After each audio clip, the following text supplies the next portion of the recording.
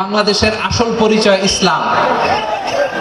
এই ইসলাম নিয়ে আমরা সংসদ ভবন সাজাবো, রাজি আছি না নাই?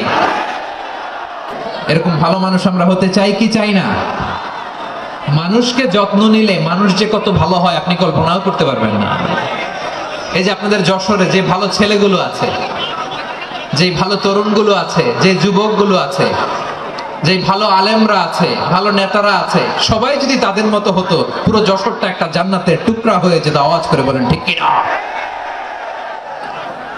মানুষকে নার্চারিং করলে, মানুষকে পলিশ করলে, মানুষকে গ্রুমিং করলে, মানুষকে সঠিক তারবিয়া দিলে মানুষ অনন্য হয়ে ওঠে।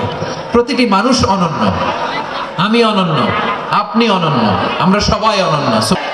কারণ আগামীর বাংলাদেশ ইসলামের বাংলাদেশ। বাংলাদেশের আসল পরিচয় ইসলাম।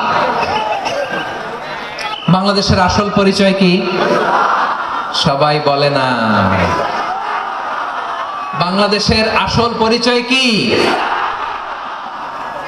এই ইসলাম নিয়ে আমরা সংসদ ভবন সাজাবো, রাজি আছি না নাই? শেকড় ভুলে যাওয়া যাবে না। আমরা ধাপে ধাপে শারিয়া আইনের দিকে যাব ইনশাআল্লাহ, কিন্তু জঙ্গিবাদ দিয়ে নয়, কট্টরপন্থা দিয়ে নয়। আমরা ইন্টেলেকচুয়ালি, গ্রাজুয়ালি, ধাপে ধাপে শারিয়া আইনের দিকে মুভ করবো ইনশাআল্লাহ। বলো লিল্লাহি তাকবীর। বঙ্গভবনে লা ইলাহা ইল্লাল্লাহর পতাকা উড়ুক, আমরা চাই কি চাই না?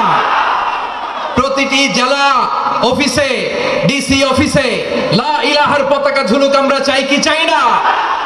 কারা চাই হাত তুলে আল্লাহরে দেখায়।